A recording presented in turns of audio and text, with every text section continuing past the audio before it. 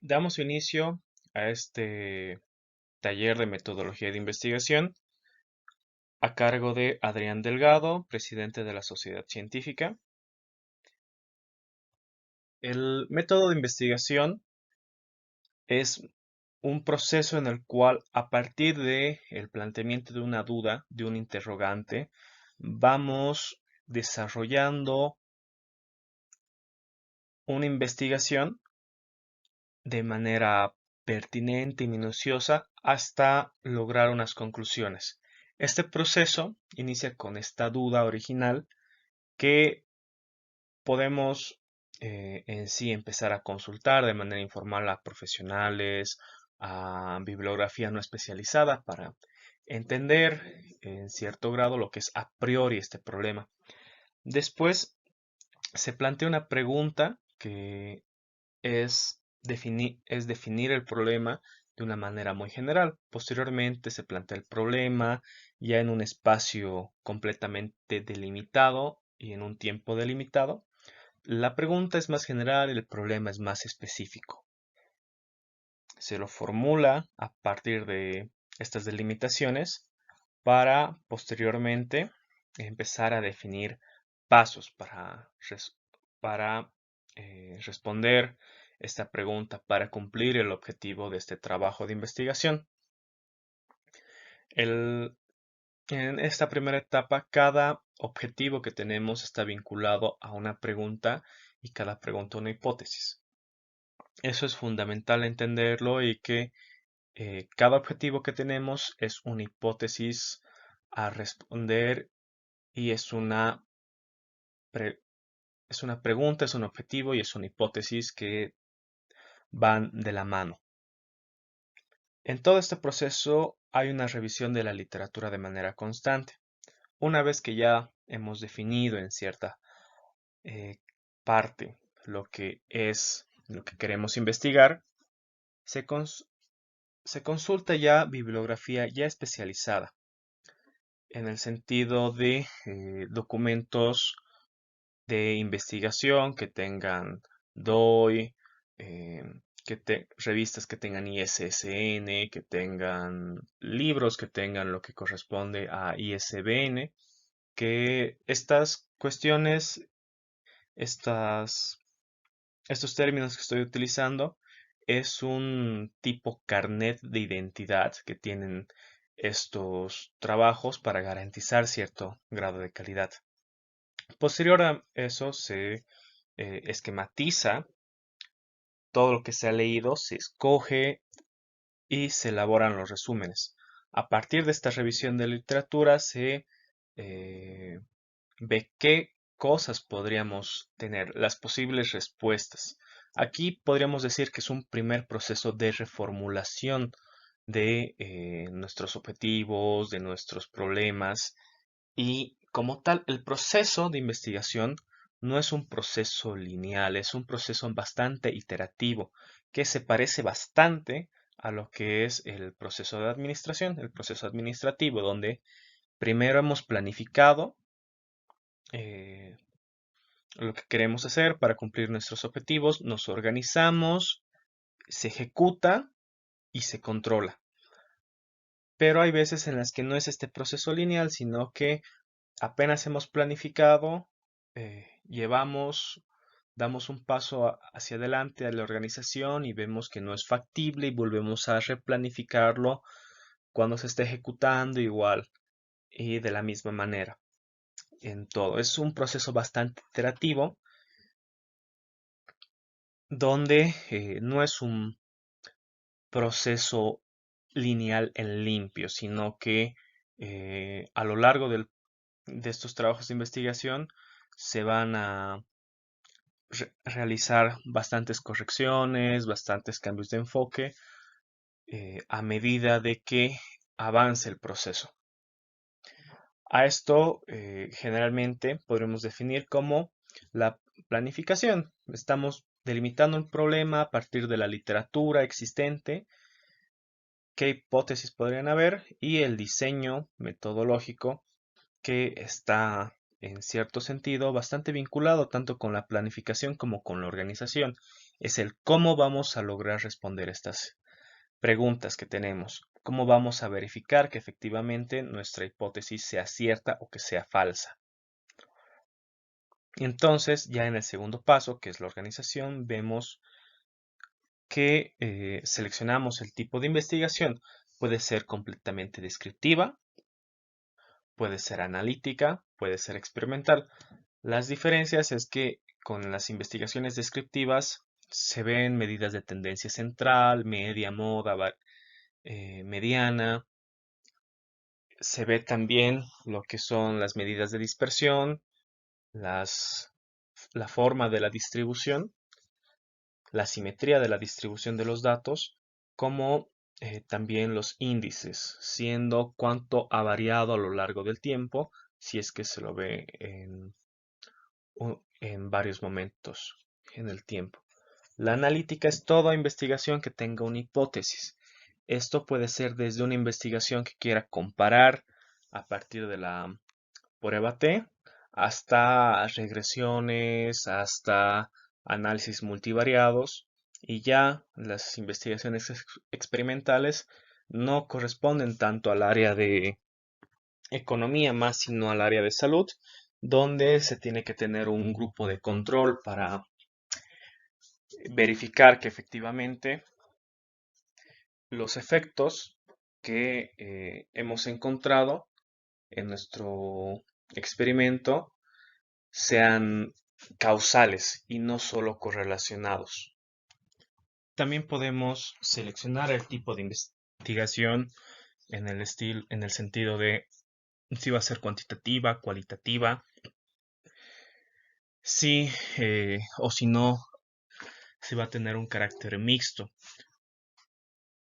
La selección de las herramientas se va a definir en qué técnica vamos a usar para levantar los datos, como también en qué técnica vamos a utilizar para analizar los datos. Delimitación del universo hace referencia más a definir las características de la población a la que vamos a encuestar, a la que vamos a entrevistar, o los casos específicos. En qué casos sí se va a proceder y en qué casos no, siendo por ejemplo un estudio de casos.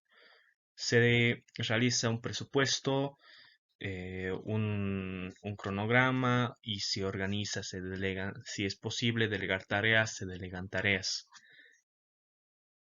Posteriormente a esto se hace una prueba piloto de nuestras técnicas escogidas para ver que, por ejemplo, nuestro cuestionario esté bien formulado, sea entendible y cuestiones similares, para no tener estas inconvenientes al momento de levantar los datos.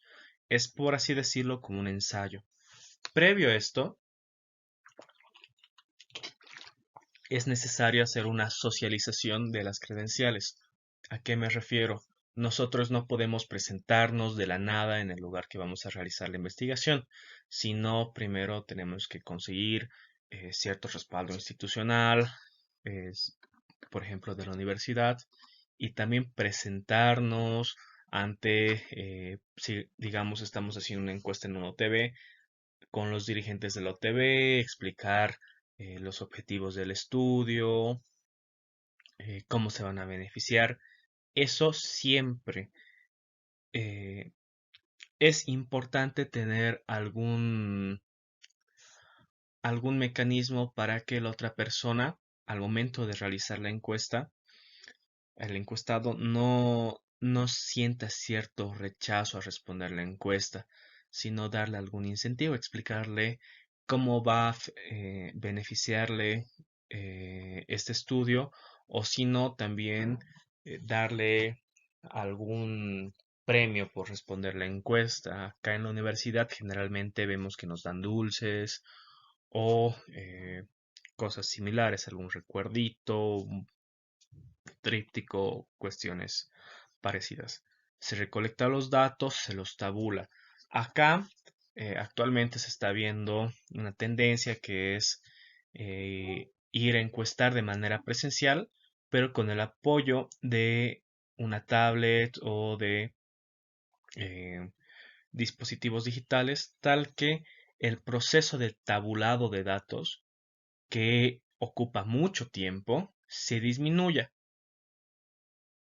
tal que al momento de, digamos que estemos usando Google Forms, se lo exporta a Excel, se puede hacer la limpieza general de los datos en poco tiempo y ahorrarnos tiempo, valga la redundancia. Esta parte es la ejecución en sí. Posteriormente a esto se hace el análisis. Esto tiene que ser primero describiendo nuestras variables, viendo primero sus características fundamentales, después las pruebas que queremos realizar para posteriormente hacer una interpretación. Esto tiene que venir en el mismo orden que hemos planteado nuestros problemas. Y de la misma forma, en las conclusiones que equivalen a nuestro control, tienen que formular las conclusiones en función de los objetivos específicos que hemos planteado. Y acá es la parte más bonita, es el reconocimiento de las falencias. La investigación te incita a ser humilde en lo que uno quiere hacer y en reconocer en qué se ha equivocado, porque puede que en un contexto determinado, sin mucho control, hayamos tenido un resultado y en otro contexto tengamos otros resultados. En todo este proceso, en la mayor parte del mismo, hay una constante revisión bibliográfica y eso es fundamental para definir tanto en qué teorías nos vamos a apoyar, qué han hecho con y qué han hecho con anterioridad, qué resultados se han encontrado y qué es lo que esperamos encontrar. Acá hay algo importante respecto al punto anterior. Teníamos que, que tenemos que definir nuestro objetivo y definir objetivos específicos, que son los pasos con los que se van a cumplir. Podríamos plantear este ejemplo para una mayor comprensión, siendo que nuestro objetivo general es el problema de investigación ya de manera concreta, delimitado en un espacio, en un lugar, en un tiempo, y los objetivos específicos van a ser los pasos para cumplir este objetivo general. Generalmente, o en lo que he logrado revisar en mi corta experiencia, es que se plantean tres objetivos generales. Uno, revisión bibliográfica, dos, obtención de datos y tres, contrastación. Pueden ser más, efectivamente pueden ser más, pero lo poco que he visto y que generalmente se maneja en la literatura que he consultado es de esta manera. Pero, por ejemplo, esta revisión bibliográfica sigue siendo muy general, entonces deberíamos, quizás por ser ordenados y poder ejecutar todo esto de manera más rápida, plantear unos subobjetivos específicos, que son subpasos para completar los objetivos específicos. Un ejemplo que yo realizo. Tenemos el objetivo específico 1, revisión de la literatura. Tenemos que primero encontrar las palabras clave, la terminología adecuada para referirse al tema. Posteriormente a esto, revisión de los casos en un contexto específico. Bolivia, por ejemplo, o revisión de los casos y después de haber saciado todo nuestro contexto específico, ir un poco más allá, un aspecto general, por ejemplo, Latinoamérica. Si, por ejemplo, estuviésemos estudiando un problema específico, siendo la economía y el tráfico de drogas en nuestro país, quizás nuestro contexto específico refiere a este tipo de actividad o si fuese el contrabando igual. Y como vamos a encontrar poca literatura por lo específico que es el tema, deberíamos ir un paso atrás y ver el aspecto general, el conjunto más grande y ver qué cosas podemos rescatar. Por ejemplo, de la informalidad. Entonces, rescatamos conceptos de los estudios que hay sobre la economía informal y los empezamos a comparar con lo que son los estudios de un contexto más específico. Posteriormente a esto, podemos revisar la literatura en otros idiomas. Después, buscar la literatura que han consultado estos estudios que se han realizado. Buscar las referencias y ver eh, qué tan buenas son, qué podemos rescatar de ellas. Y ya una vez realizado esto, realizar fichas bibliográficas, fichas metodológicas, matrices de consistencia y esquematizar toda esta información para poder avanzar en nuestro informe. El formato de investigación que generalmente se maneja es el formato IMRD, Introducción, Metodología, Resultado y Discusión, donde partimos, evidentemente tiene que haber una identificación, el título, el autor, un resumen y palabras clave, eso siempre. En la introducción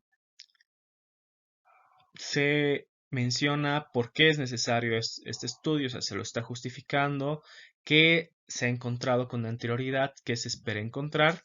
Después se menciona, se define cómo se ha hecho la investigación, cómo hemos llegado a las conclusiones, nuestros resultados, nuestra discusión, siendo nuestro aporte al conocimiento, siendo la contrastación entre la literatura que existe y la información que hemos obtenido, además de las fuentes y los anexos. Pero el formato IMRD es la forma de escritura, pero la forma en la que es la forma en la que se presenta, pero la forma en la que se escribe es primero el escribir primero los resultados, los métodos, la introducción y por último la discusión. Es un estándar que podríamos decir que existe. En los resultados tienen que haber los principales resultados en un lenguaje claro, sencillo, no deben incluir cintas, tienen que tener esquemas, gráficos, tablas, seguir en el orden de la metodología que se ha usado y finalizar con las conclusiones de dichos resultados con una pequeña interpretación.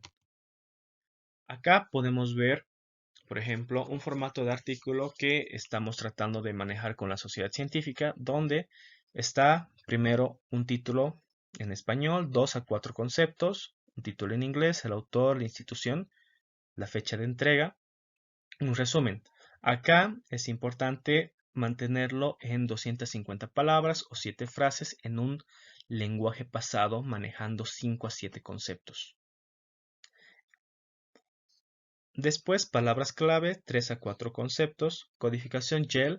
La codificación GEL es, en el caso para la Facultad de Ciencias Económicas, o más específico para nosotros los de Economía, que tiene una codificación que permite, por así decirlo, introducir nuestros trabajos de investigación en lo que serían las materias o las áreas de estudio dentro de la economía. Andersek, que es un autor que habla de metodología de investigación, menciona que deberíamos incorporar estas dos cuestiones. Uno, el financiamiento y los conflictos de interés por cuestiones de honestidad intelectual. Siendo el financiamiento nosotros, nuestro propio dinero, alguna cooperación, alguna empresa, alguna ONG o similares. Y los conflictos de interés siendo las posturas políticas, religiosas, que tenemos nosotros mismos. Ahora, si continuamos con la estructura del artículo, tendríamos que, tiene esta forma de introducción donde tenemos que responder cuál es el problema de investigación, cuál era el contexto, los objetivos y dentro de este contexto, cuáles son los conceptos bajo los que se rige esta investigación. Posteriormente, ir a lo que es el sustento teórico, que es lo que se sabe respecto a un tema. Lo preferible es que sea un párrafo por cada uno de estos conceptos utilizados o quizás por los enfoques utilizados. Todos los conceptos usados en el título y en la introducción tienen que estar expuestos en el sustento teórico.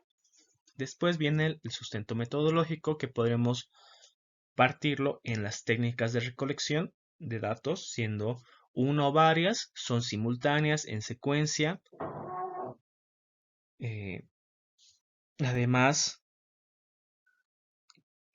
¿cómo funcionan estas técnicas? ¿Bajo qué criterio las hemos escogido? ¿Qué supuestos asumen y qué limitaciones tienen? Acá tenemos que ser bastante rigurosos en el sentido de justificar de manera minuciosa por qué hemos escogido lo que hemos escogido. También se debería hacer eso en la parte del sustento teórico, marco teórico, pero es fundamental en sí hacerlo de manera rigurosa en lo que corresponde a el sustento metodológico, siendo las técnicas de recolección de datos como también las técnicas de análisis. Aquí definimos si es una o varias, en simultáneo, en secuencia, qué es esta técnica que hemos escogido, cómo funciona. Las mismas preguntas nos tratamos de responder justificando por qué lo hemos escogido. Posteriormente a eso, viene una cuarta parte que es los resultados y análisis. Tenemos que colocar tablas gráficos, cuadros simples, donde los vamos a describir de manera intensiva. Tratar de encontrar más allá de lo que nos dice el gráfico, sino darles un aporte un poco más propio, identificar las relaciones que existen en sí. Posteriormente a esto viene la discusión, que es recomendable hacerlo en un párrafo. Se resume el hallazgo principal contrastando con otras investigaciones que se han realizado, siempre dentro del que hemos escogido dentro y expuesto dentro del sustento teórico o marco teórico. Después las conclusiones, que son los hallazgos en orden, y las referencias. Las referencias, se nos recomienda usar un mínimo de 20 referencias, como ya decía, que tengan DOI en caso de artículos, ISBN en libros y SSN en revistas. Pero no siempre es necesario colocar un mínimo de 20 referencias. Por ejemplo, hay trabajos muy buenos que han recibido premios Nobel por ejemplo, en economía, siendo el trabajo de Heckman, creo que ha recibido el Nobel en el 79, si no me equivoco, que no tiene muchas referencias bibliográficas. No es no es necesario tener muchas referencias bibliográficas, pero es un indicador de calidad, pero no refleja en sí eh, qué tan bien hecho está un estudio, sino habla sobre qué tanto hemos leído, qué tanto hemos consultado. Después está el tema de anexos, donde están tablas y gráficos que nos ayudan a un mejor acercamiento a esta investigación. Auxiliares, por así decirlo. Recalco acá en las referencias, es recomendable tener muchas referencias, pero un trabajo de investigación de calidad no se rige por el número de referencias que tenga. No es un indicador definitivo el número de referencias que tiene, sino que es una buena manera de aproximarnos de qué tanto el autor se ha sumergido en el tema. Bases de datos.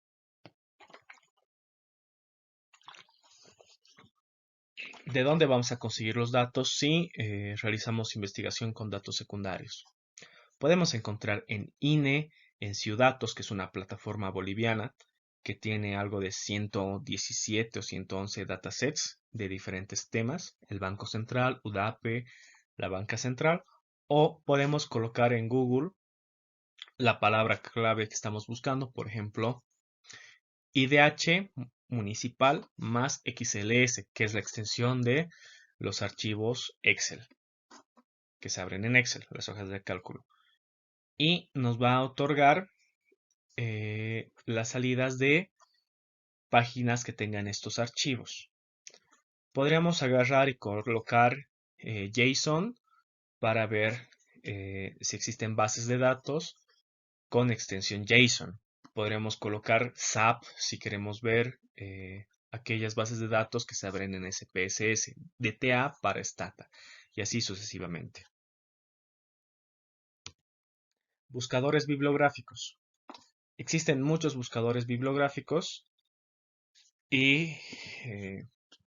podemos usar generalmente Scopus es uno de los mejores, lo más que tienen una calidad bastante alta, pero podemos usar los siguientes también, que son Redalseed, Springer, 6Direct, creo que este es Scopus, ese Cielo, Cambridge, Dialnet, JSTOR, ResearchGate, Google Académico, Academia y el mismo Google.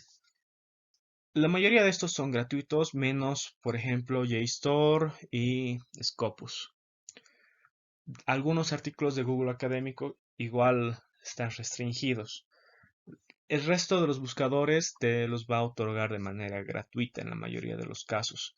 Si no fuese esto, podrías partir de dos opciones. Uno, piratearlos con Shehub, que es un repertorio de trabajos de investigación que se ha actualizado hasta el 2021. Después la encargada de esta plataforma se encuentra enjuiciada, así que no ha habido actualización de esto. O también mandarle un correo al autor solicitando una copia del artículo y te lo pueden mandar al correo electrónico, sencillamente. También puedes agarrar y aplicando lo mismo que hemos buscado para bases de datos, realizarlo para estos trabajos.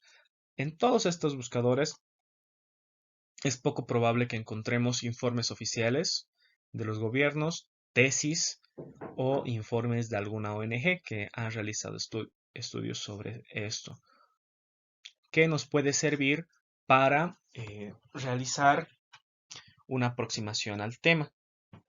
Pero igualmente no tienen DOIs, no tienen ISBN y SSN, pero no quita que son información clave. Por ejemplo, los informes oficiales de los gobiernos sí son importantes hacer una revisión de estos en estos trabajos de investigación. Tendríamos que agarrar y poner nuestras palabras clave, el concepto que estamos buscando, más PDF y nos va a extender esta búsqueda. Para esto, en estos buscadores tenemos que basarnos en lo que son las palabras clave y los operadores booleanos, que es prácticamente lo que se ve en conjuntos en la materia de álgebra. Podemos buscar intersecciones entre dos temas. Por ejemplo, tenemos las tasas de interés e inflación. Podemos buscar, tendríamos como conjunto A los trabajos de tasas de interés y el conjunto B los trabajos sobre inflación. Buscamos tasas de interés and inflación. Generalmente lo debemos buscar en inglés, pero nos otorgaría lo que son los trabajos que únicamente tienen esto, tasas de interés y inflación o inflación. En OR sería aquellos trabajos que manejan tanto tasas de interés como inflación. XOR sería exclusión, que sería trabajos que manejan o tasas de interés o inflación y no trabajos que manejen ambos términos, ambos conceptos. Y NOT sería, por ejemplo, aquellos trabajos que únicamente manejan tasas de interés y no tienen nada que ver con la inflación. También podemos buscarlos a partir de la codificación YEL.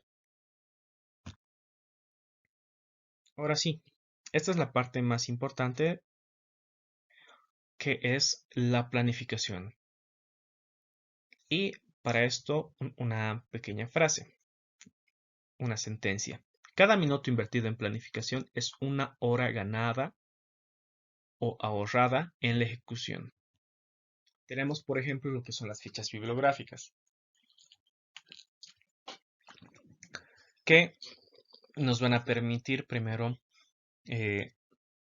hacer una categorización de la literatura que hemos consultado, y sería recomendable que tenga todo esto, o sea, tipo de documento, título, artículo, año, identificador, justificación, pero lo que pongo acá es únicamente para ahorrarme el tiempo en lo que serían las referencias en APA, para agarrar y referenciarlo más rápido. Lo importante acá es el contenido.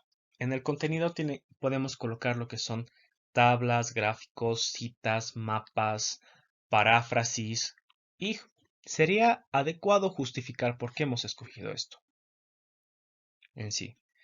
Este contenido es fundamental en sí que sea algo que vamos a utilizar. Si no, está bien que lo hayamos consultado y que tengamos acá, pero al momento de verlo, por ejemplo, esto en una hoja Excel, nos va a permitir tener una perspectiva grande de qué es lo que se ha dicho hasta ahora en la literatura. Y dos, si hemos hecho una paráfrasis de esto, un resumen en nuestras propias palabras, poder eh,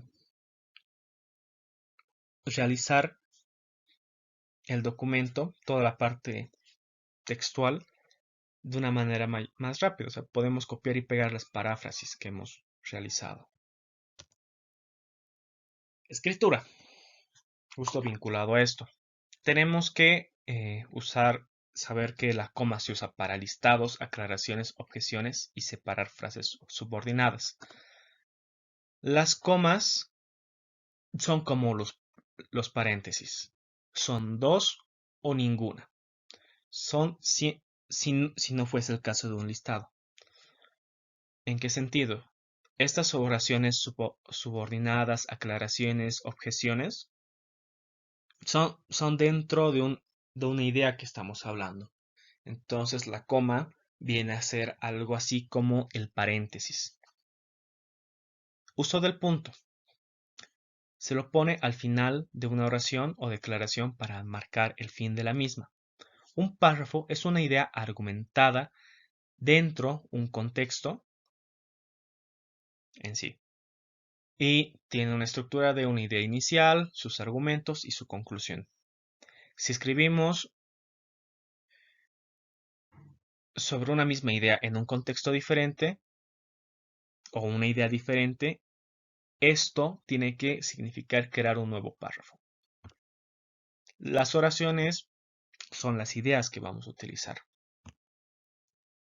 Para un párrafo simple, una idea simple, de un solo argumento, podemos dividirlo en varias premisas, que no sea necesario una conclusión, porque la idea principal expone por sí misma esta conclusión, siendo, por ejemplo, acá tenemos idea principal, argumentos. Al considerar dos premisas, es lógico concluir que Juan, como ser humano, también es mortal. Tenemos nuestra idea principal, que también es su conclusión. La primera premisa, la primera aclaración, establece que todos los seres humanos son mortales, y la segunda aclaración, que Juan es un ser humano. También podemos venir acá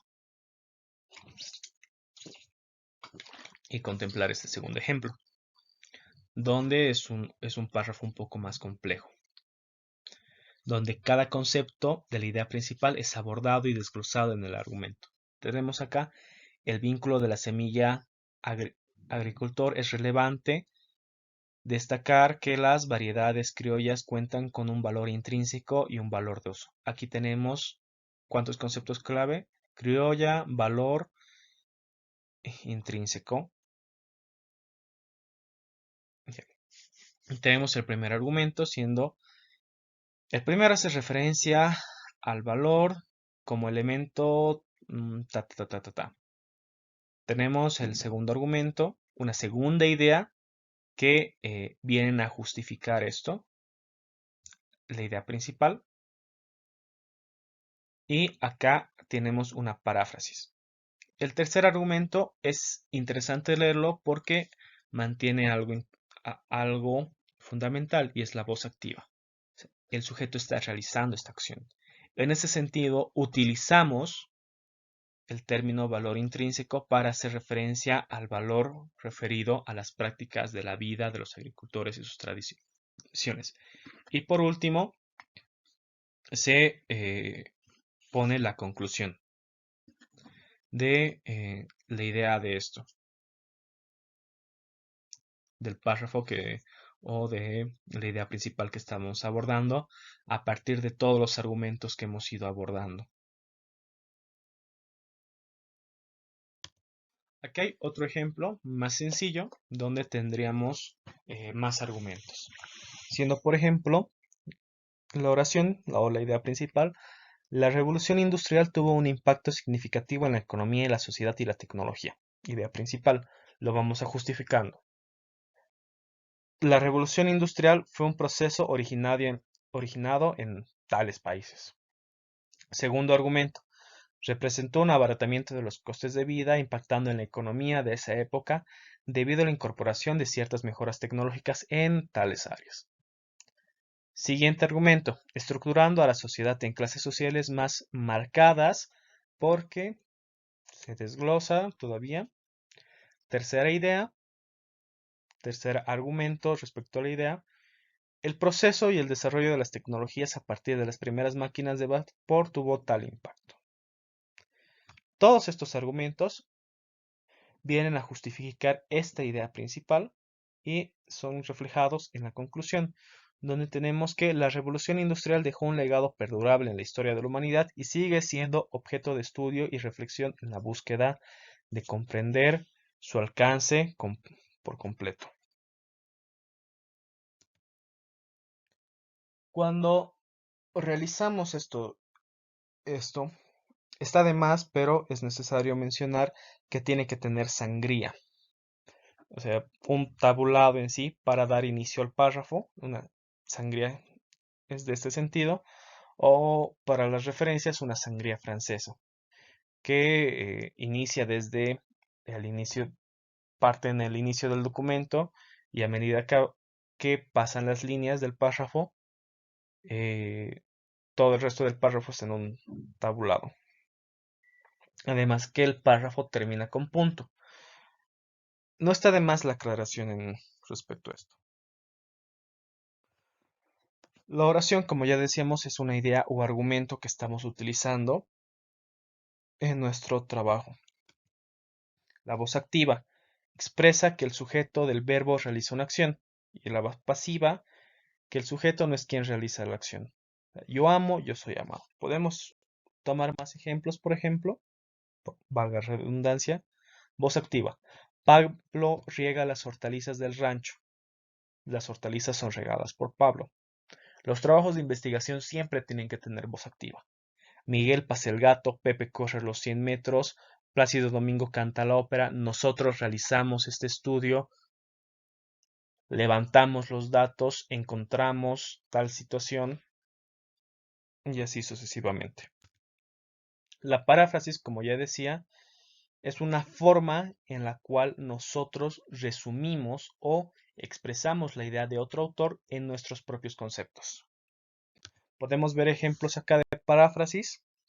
Tenemos los autores, el año y la idea que abordan. También puede ser en medio del párrafo. Aquí atrás había otros conceptos, pero ya. El enfoque diferente de Molina en tal año y se expresa. Por último, Gallardo, tal año, expresa. Hay diferentes formas de paráfrasis. Tenemos esta, que parte de mencionar el apellido y el año. Generalmente se la conoce como paráfrasis corta, que puede ser expresada al inicio, en medio o al final del párrafo, o sea, donde uno lo vea conveniente. También podemos hacer una paráfrasis de varios autores, siempre y cuando sea corta. Por ejemplo, la teoría del capital humano desarrollada por Gary Becker y Jacob Mincer y otros autores es una propuesta explicativa a las variaciones de los ingresos laborales según las variaciones de capital humano. Estamos mencionando dos estudios y un mismo concepto. En todo esto dentro de una misma idea, un párrafo. Todas esas paráfrasis es adecuado, sería pertinente agarrar y ponerlas en nuestras fichas bibliográficas para ser más dinámicos al momento de realizar estos trabajos. Después está esta paráfrasis que generalmente se la llama larga, pero en lo que he revisado hay un uso indistinto de ambas, así que no habría mucha razón por las que preocuparse. Es mejor utilizar la paráfrasis a la cita porque la cita se eleva a nuestro nivel de plagio. Continuamos. Tenemos el texto, el índice de muertes violentas durante el siglo XX aumentado de manera exponencial. Entre paréntesis, autor, año. Acá tenemos autor, paréntesis, año, autor, paréntesis, año. La escritura, las tablas tienen que tener su título, el número, el título, el contenido, las notas y su fuente. Tenemos, por ejemplo, acá tabla 1, título, el contenido, una nota y la fuente de donde hemos sacado. Acá he puesto esta captura por una razón específica. Y es que cuando colocamos estas tablas en nuestros documentos, suele desconfigurarse en cierto sentido, quedar feo o sencillamente el Word no está actualizado al formato APA7. O al formato que estamos manejando. Una recomendación podría ser incorporar la tabla en una hoja Excel y tener una fila para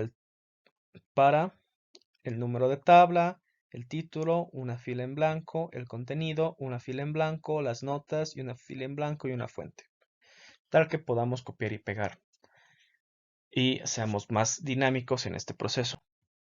Lo mismo para los gráficos. Gráfico 1, título, sería recomendable colocar la fecha y el año, de los datos que se han obtenido y la fuente. También los datos, digo, las notas respecto al gráfico podrían ser adecuado o no, colocarlo según el contexto. Ya mencionaba lo que son las fichas bibliográficas. En Internet tenemos algunas herramientas que nos van a ayudar a referenciar de una manera mucho veloz en nuestro documento. Una de ellas, la más común, es Mendeley y la otra es Zotero.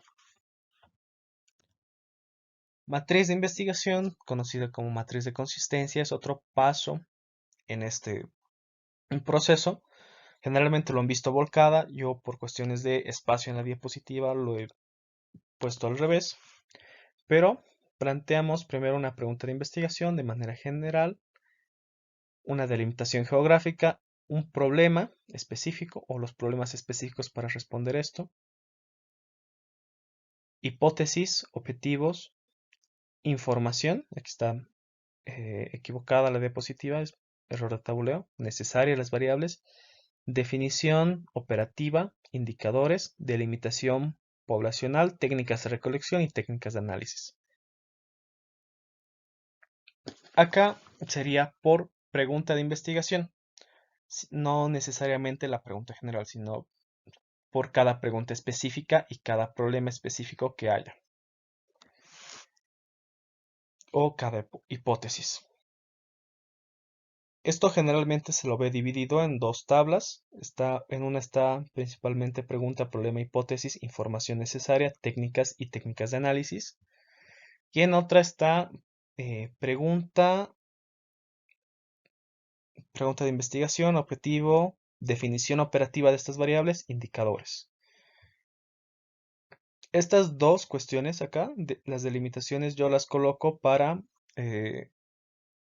no perderme en cierto sentido y mantener el enfoque en un punto claro que es el que me he delimitado. Como ya decía, la pregunta es general, la delimitación geográfico-temporal, el problema es más específico, donde se aplica esta delimitación, la hipótesis, la respuesta que queremos responder, los objetivos o subobjetivos para responder esto, la información necesaria, qué variables vamos a hablar. Si estuviésemos hablando de informalidad, necesitamos la variable informalidad. ¿Cómo la vamos a definir? Hay muchos autores, así que a partir de la literatura y qué autores estemos utilizando, vamos a definirlo de una u otra manera. Podríamos definirlo a partir de la vulnerabilidad laboral, siendo aquellos que no tienen AFPs, no tienen seguro, ni tienen vacaciones. Entonces, esa es nuestra definición operativa. Nuestros indicadores, ¿cómo lo vamos a medir? Con el porcentaje de personas dentro de la encuesta hogares que tienen AFP o no tienen AFP. Delimitación poblacional, si levantamos los datos, o si escogemos estudiar únicamente un departamento o una región con los datos secundarios. Técnicas de recolección, si es que vamos a recolectar datos, si no, no. Técnicas de análisis, qué técnicas vamos a utilizar. Acá esto está por demás, pero es un pequeño repaso de estadística. 2, inferencial, donde tendríamos que recordar que eh, tenemos pruebas de hipótesis para una distribución normal y una distribución no normal, o las no paramétricas. Tenemos la prueba T para comparar dos medias, tenemos la NOVA para comparar varias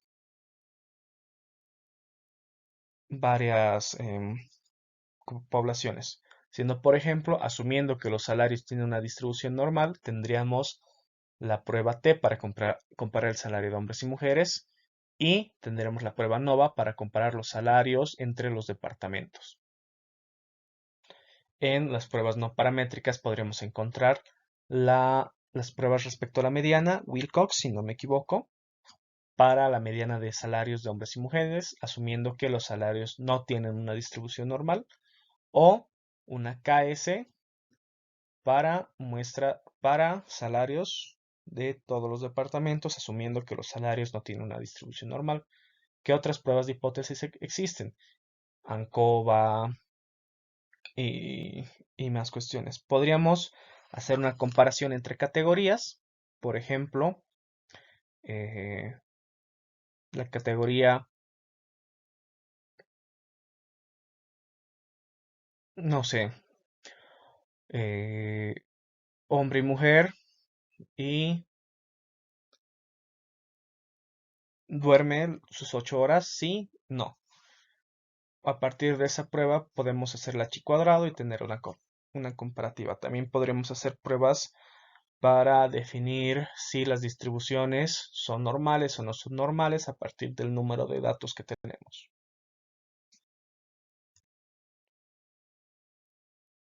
Acá tenemos un ejemplo de cómo podría verse una matriz de investigación.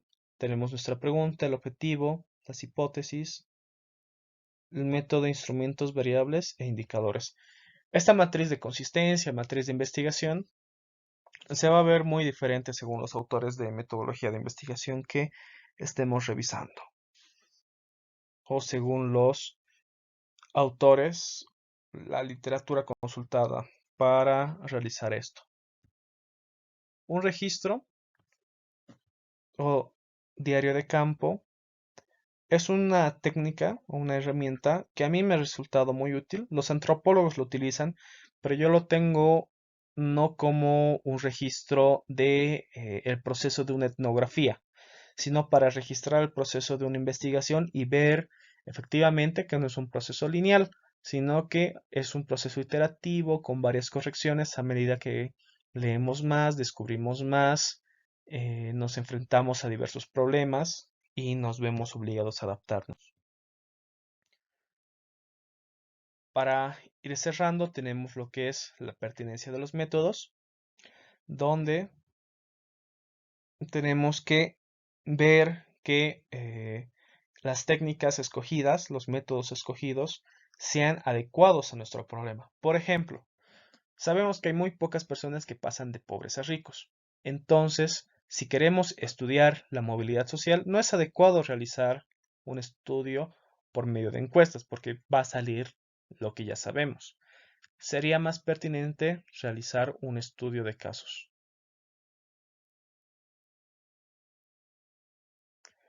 También, si quisiéramos ver este estudio o un estudio sobre la movilidad social, podríamos definir diferentes conceptos. Podríamos ver la movilidad social intergeneracional, que es lo que generalmente se aborda, que esta está sujeta a diferentes contextos. No existían las mismas posibilidades de ascender socialmente de nuestros padres, entre nuestros abuelos y nuestros padres, o de nuestros padres a nosotros. Y algo que nos permitiría tener cierto control y rigor en el estudio de estas variables sería ver, por ejemplo, lo que es la movilidad social intrageneracional, que es entre personas de la misma generación. Podríamos abordar un ejemplo de dos hermanos que uno ha ascendido socialmente y otro se ha mantenido. Ahí tenemos mucho más control respecto a los contextos de estas personas. Y así podríamos ir dando más ejemplos. Pero esto tiene que estar considerando ciertas situaciones. Uno, tiempo y dinero. Si tenemos muy poco tiempo para hacer este trabajo, no nos conviene realizar estas entrevistas ni estos estudios de caso, pese a que sería lo más adecuado como primer punto. Y y, si no tenemos el dinero suficiente, tampoco vamos a poder realizar estas entrevistas. O si tenemos muy poco dinero, podríamos hacer uno que otro estudio de caso o hacer encuestas de manera digital. Esto adaptándonos a partir de los recursos y las limitaciones que tengamos para, uno, tratar de ser rigurosos en lo que estamos realizando, basado en las limitaciones que tenemos, siendo tiempo y dinero lo fundamental. En esto tenemos que definir un cronograma y un presupuesto. Sin nada más que añadir, damos por concluido este pequeño taller.